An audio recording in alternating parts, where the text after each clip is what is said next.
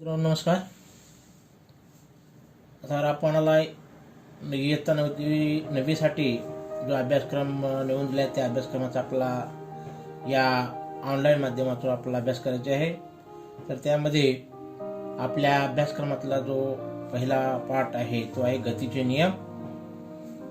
तर या गतीच्या नियमामध्ये आपल्याला गती, विस्थापन आणि अंतर, त्वरण आणि न्यूटनचे गतिविषयक नियम व समीकरणे इत्यादीचा आपल्याला अभ्यास करायचा आहे. तर या घटकामध्ये मी आपल्यासमोर काही गतीची उदाहरणं आपल्याला सांगतो. तर त्यामध्ये पक्ष्याचे उडणे, थांबलेली रेल्वे गाडी, हवेतून उडणारा पालापाचोळा, डोंगरावरती स्थिर असलेला दगड, हे 4 उदाहरणं आपल्यासमोर सांगितलेलं आहे. तर या 4 उदाहरणामध्ये आपल्याला कोणत्या उदाहरणामध्ये गतीचे जाणीव होते आणि कोणत्या उदाहरणामध्ये आपल्याला गतीची जाणीव होत नाही. तर यामध्ये आपल्याला असं म्हणता येतं, पक्ष्याचे उडणे आणि हवेतून उडणारा पालापाचोळा ह्या दोन्ही वस्तू आपल्याला गतीची जाणीव करून देतात. परंतु थांबलेली रेल्वे गाडी आणि डोंगरावरती स्थिर असलेला दगड हे सुद्धा आपल्याला गतीची जाणीवच करून देतात. परंतु 1-2 उदाहरणामध्ये गती आपल्याला स्पष्टपणे असलं दिसतं आणि दोन्हीमध्ये गती नसलं दिसतं. म्हणजेच आपण या उदाहरणावरून सांगतं की वस्तूमध्ये जी गती आहे ती गती कशी असते, कशा पद्धतीनं दाखवली जाते, याचं उदाहरण याच्यातून आपल्या लक्षात येतं. तर याच्यानंतरचा जो पुढचा भाग आहे तो आहे विस्थापन आणि अंतर. आता विस्थापन आणि अंतर जवळजवळ ह्या दोन्ही भौतिक राशी आपल्याला तसं पाहिलं तर सारख्याच वाटतात. परंतु विस्थापन ही एक वेगळी भौतिक राशी आहे आणि अंतर ही एक भौतिक वेगळी राशी आहे. तर या विस्थापन आणि अंतर या भौतिक राशीचा आपला जो तुलना आहे किंवा जे फरक आहे ते जाणून घेण्यासाठी आपण या ठिकाणी इथं आपलं जे दाखवलेलं चित्र आहे ह्या चित्रातून आपण थोडक्यात त्या दोन्हीतला जो फरक आहे किंवा ते 2 भौतिक राशी भिन्न कशा आहेत याचा आपण अभ्यास करू.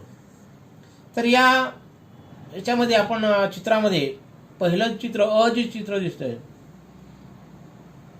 त्या चित्रामध्ये आपल्याला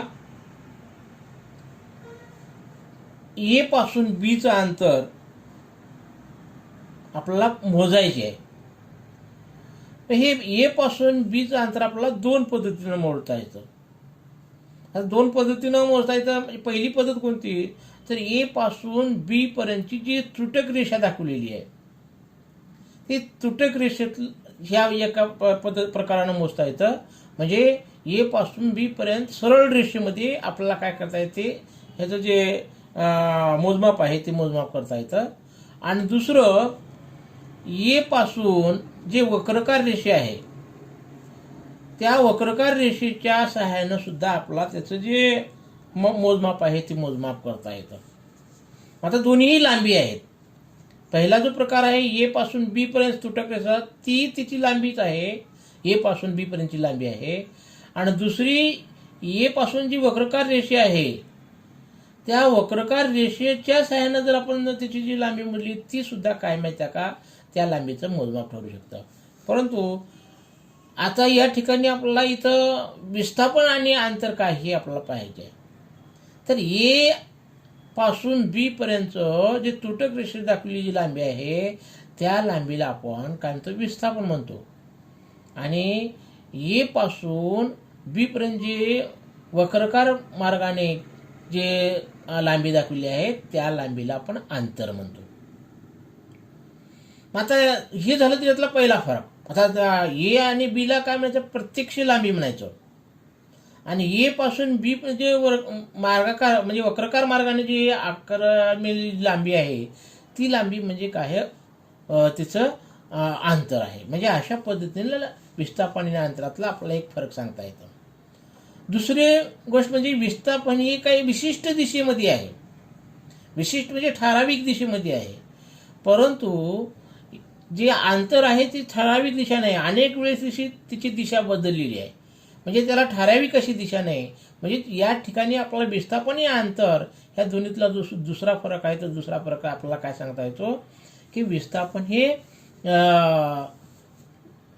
दिशेने पूर्णपणे व्यक्त होतं, परंतु अंतर हे जे आहे त्याला विशिष्ट दिशेची गरज नाही, म्हणजे दिशेची आवश्यकता नाही. असा आपल्याला दुसरा जो फरक आहे तो दुसरा फरक आपल्याला सांगता येतो.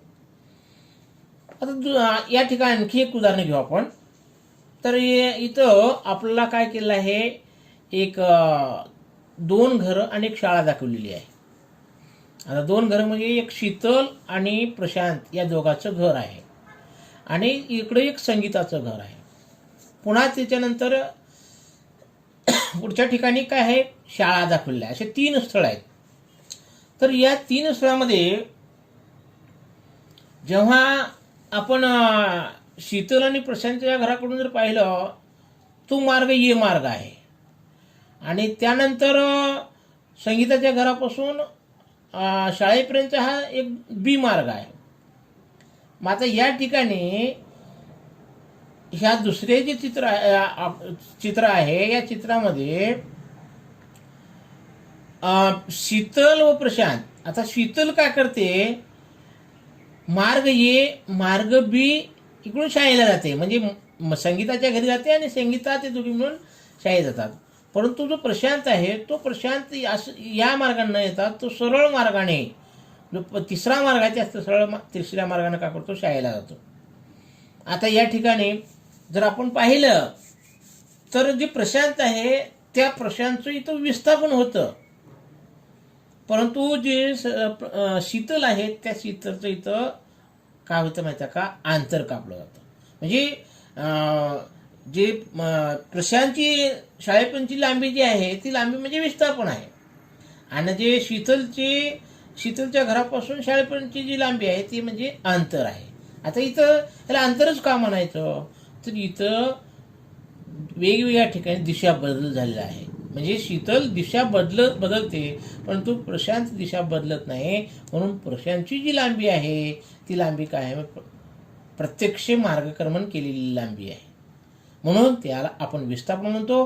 परंतु इथं जे शीतल आहे ती शीतलची जी लांबी आहे ती प्रत्यक्ष नाही, तर ती काय माहिती आहे का, जागोजागी दिशा बदलणारी आहे, म्हणून त्याला आपण काय म्हणतो, अंतर म्हणतो. तर अशा प्रकारे या रचनेवरून सुद्धा आपल्याला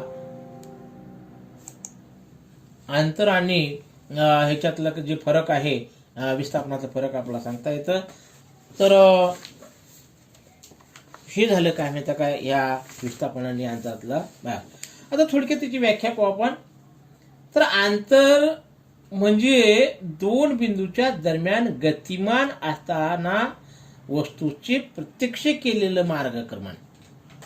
म्हणजे 2 बिंदूच्या दरम्यान, आता 2 बिंदूच्या दरम्यान ह्या कृतीमध्ये बघा, आता या ठिकाणी शीतलच्या घरापासून संगीताचं घर आणि संगीताच्या घरापासून शाळा, म्हणजे अशी शाळा ते घर, ह्या 2 बिंदूच्या दरम्यानचं गतिमान असतानाचं प्रत्यक्ष जे केलेलं मार्गक्रमण आहे ते मार्गक्रमण म्हणजे आपण त्याला अंतर म्हणलं. आणि आता विस्थापन कशाला म्हणायचं, तर गतिमानच्या आरंभ बिंदूपासून ते अंतिम बिंदूमधील अंतर. आता आरंभ बिंदू म्हणजे तो काय आहे, तिथं घर हे शीतल आणि प्रशांतचं घर, आणि अंतिम जे बिंदू आहे तो शाळा आहे. म्हणजे तिथं त्याला मार्गात कोणतं काय, त्याला मार्गात कोणताही त्या ठिकाणी बिंदू आहे, तो सरळ आहे, मग त्याला आपण काय म्हणतो, विस्थापन म्हणतो. मग ती एका ठराविक दिशेत आहे म्हणून ती विस्थापन आहे. परंतु इथं ठराविक दिशा नाही, दिशा जागोजागी बदलतात, म्हणून त्याला आपण अंतर म्हणतो. तर अशा प्रकारचं हे काय माहिती का, विस्थापन आणि अंतरातलं फरक. आता आपण आणखी जरा डोके चालू हा भाग मूल्यमापनासाठी वगळलेला आहे, तरी ह्याच्यामध्ये आपण पाहू. तर इथं अ आणि ब,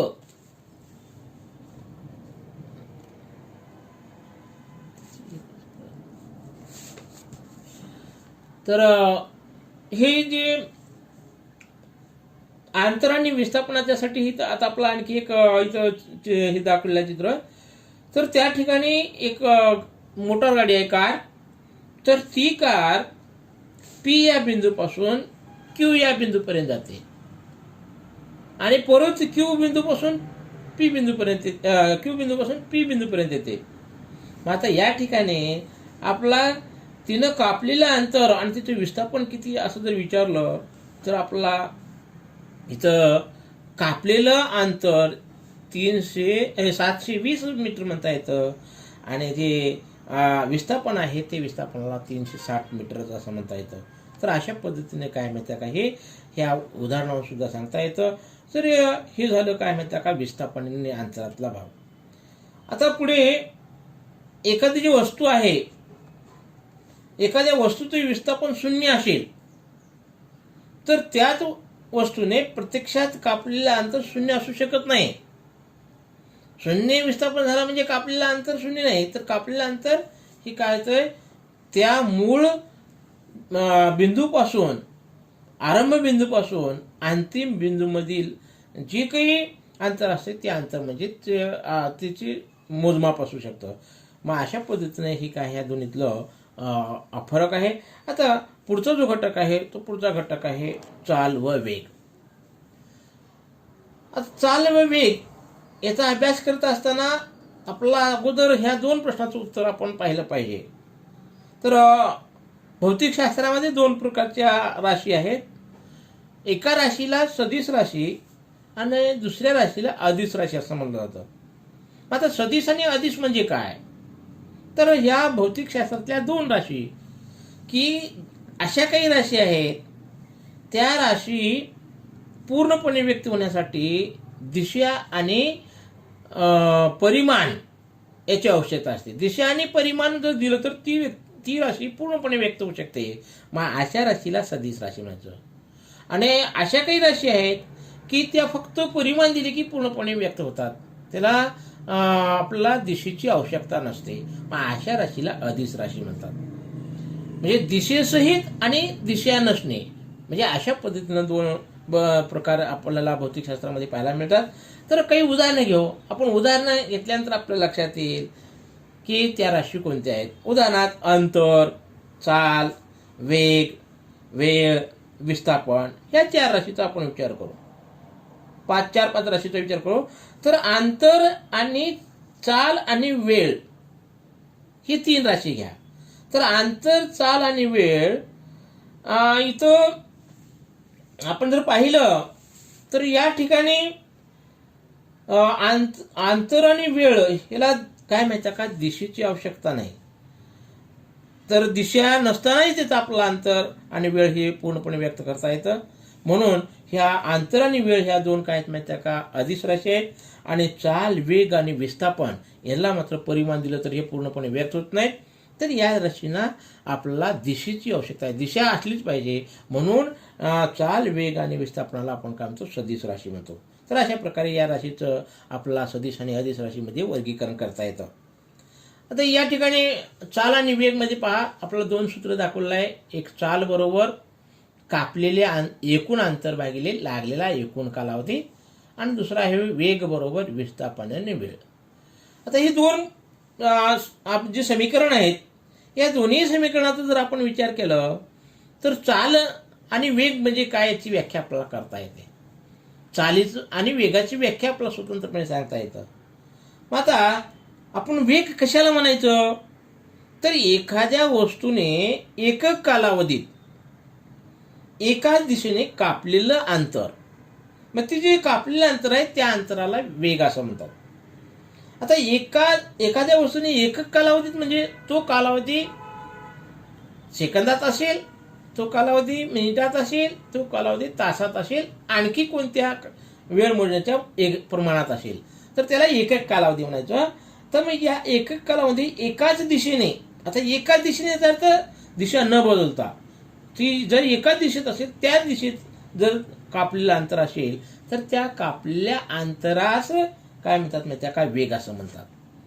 मग या ठिकाणी एकक कालावधी त्यानं सांगितलेला आहे. एकक कालावधी तो सेकंदाचा असू शकतो तो मिनिटाचा असू शकतो, तो तासाचा असू शकतो. आणि मोठ्या एककात जर हा कालावधी मोजला तर मग तो दिवस, महिने, वर्ष हे देखील का होऊ शकतं माहिती आहे का, कालावधीचं एकक होऊ शकतं किंवा त्याला एकक म्हणता येतं. मग एकक कालावधीत होणारं जे विस्थापन आहे त्या विस्थापनाला वेग असं सुद्धा म्हणतात. म्हणजे दुसरी व्याख्या आपल्याला वेगाची करता येतं, एकक कालावधीत होणाऱ्या विस्थापनाला. आता आपण पाहिलं विस्थापन या अंतर ह्या भिन्न राशी आहेत, परंतु शेवटी ते लांबी मोजण्याच्याच राशी आहेत. म्हणून त्यांनी दुसऱ्या पद्धतीने वेगाची व्याख्या केलेली आहे, एकक कालावधीत होणाऱ्या विस्थापन. मग ती किती काय असे झालेलं असेल तर त्या विस्थापनाला काय म्हणलं जातं, वेग म्हणलं जातं. म्हणून या व्याख्येवरून जे वेगाची व्याख्या आहे त्याच्यावरून आपल्याला हे गणिती सूत्र तयार करता येतं, वेग बरोबर विस्थापन भागिले वेळ. वेग बरोबर विस्थापन भागिले वेळ. आता ही दोन्ही सूत्र आहेत, त्याच्यावर आणखी दोन सूत्र तयार करतात. आता वेग बरोबर हे आहे, आता विस्थापन बरोबर आपल्याला सूत्र तयार करायचे आहे. मग विस्थापन बरोबर काय सूत्र तयार होतं, तर विस्थापन बरोबर वेग गुणले वेळ हे सूत्र होतं. त्यानंतर वेळ बरोबर काय सूत्र होतं, तर वेळ बरोबर वेग भागिले विस्थापन अशा प्रकारचं सूत्र होऊ शकतं. तर ह्या सूत्राच्या आधारे आपला वेगवेगळ्या गणितीची सूत्र आहेत, ह्या गणिती सूत्राचा आपल्याला अभ्यास करता येतो किंवा गणितीय उदाहरणं आपल्याला सोडविता येतात.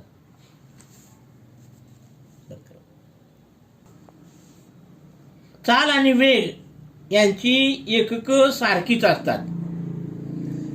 राशी आपल्याला वेगवेगळ्या दिसतात, परंतु एककाच्या बाबतीत जर पाहिलं तर सारखंच असतं. उदाहरणार्थ भौतिक राशी मोजण्याची दोन एकक पद्धती आहेत, एक SI पद्धत आहे आणि दुसरी CGS पद्धत आहे.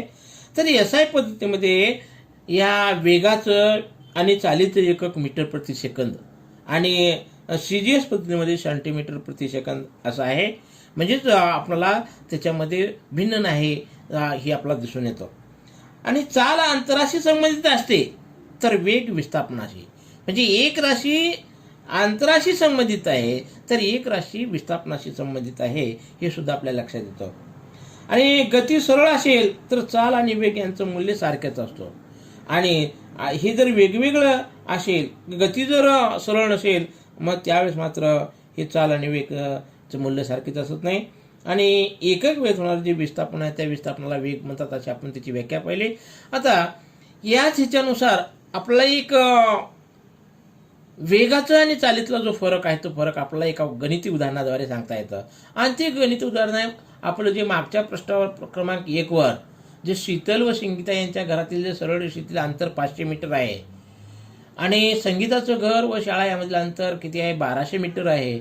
मग अर्थात शीतलचं घर व शाळा यातील सरळ रेषेतील अंतर किती होतं, तर 1300 आहे. परंतु शीतलला संगीताकडे जाण्यास 5 मिनिट लागली आणि तिथून शाळेत जाण्यास 24 मिनिट लागली. तर यावरून आपल्याला काय करता येतं, शीतलची A मार्गावरील चाल, शीतलची B मार्गावरील चाल आणि शीतलची सरासरी चाल हे आपल्याला काढता येतं. आणि शीतलचा जो सरासरी वेग आहे तो वेग सुद्धा आपल्याला काढता येतो. आता इथं आपल्याला काय दिलेलं आहे, चाल काढायचे आहे, अंतर दिलेलं आहे आणि काल दिलेला आहे. आता A मार्गावरील चाल म्हणजे शीतलच्या घरापासून संगीताच्या घरापर्यंत शीतलची असलेली चाल. मग आता शीतलच्या घरापासून संगीताच्या घरापर्यंत अंतर आहे 500 मीटर आणि ती सरळ रेषेत आहे. मग ते 500 मीटर ठेवलं आणि कालावधी त्यांनी सांगितले 5 मिनिटे. मग त्या 5 मिनिटानं आपण या 500ला जर भागाकार केलं तर तो भागाकार आला 100 आणि मीटर प्रति मिनिट. आता 100 मीटर प्रति सेकंद ही काय झाली, चाल झाली. तर कुणाची चाल आहे, तर या शीतलची A मार्गावर चाल. तसं आता शीतलची B मार्गावरील चाल काढा. अंतर आपल्याला दिलं आहे 1200 आणि त्याला कालावधी दिला 24 मिनिटे. मग या 24 मिनिटांना 1200ला जर भागाकार तर त्याचा भागाकार आला 50 मीटर आणि हे 50 मीटर प्रति मिनिट हे काय आहे, शीतलची B मार्गावरची चाल. आता शीतलची सरासरी चाल काढायची. आता सरासरी चाल म्हणजे 500 मीटर आणि 1200 मीटर एकूण अंतर आहे. अगोदर A मार्गावरचं अंतर आहे 500 मीटर, B मार्गावरचं अंतर आहे 1200 मीटर. मग या दोन्हीची आपण बेरीज केलो आणि त्याच्या कालावधीची बेरीज केलं म्हणजे 5 आणि 24 29. या 29नं या 1700ला भागाकार केलो तर 58.6 ही मीटर प्रति मिनिट हे काय आली माहिती आहे का, शीतलची सरासरी चाल आली. मग आता हे झालं चालीच्या बाबतीत. आता वेगाच्या बाबतीत आपण पाहिलं तर प्रत्यक्ष विस्थापन किती होईल? प्रत्यक्ष विस्थापन फक्त 1300 मीटर होईल. ते 1700 मीटर कसं आहे, ते प्रत्यक्ष नाही तर दिशा बदलून झालेला आहे, परंतु इथं प्रत्यक्ष 1300 आहे. मग या 1300ला लागले किती कालावधी लागणार आहे? 29 मिनिटे लागणार आहे. म्हणून या 29 मिनिटानं या 1300ला भागाकार केलं तर त्याचं संक्षिप्त रूप येतं किती माहिती आहे का, 44.83 मीटर प्रति मिनिट. म्हणजेच ह्या 44.83 मीटर प्रति सेकंदला काय म्हणायचं, शीतलचा वेग म्हणायचं. तर अशा प्रकारे हे काय आहे, शीतलचा वेग. आणि या उदाहरणावरून आपल्याला वेग आणि चालातला फरक समजतो. तर मित्रो, आज आपण इथं थांबू. राहिलेला भाग जो आहे आपण पुढील तासिकेला पाहू.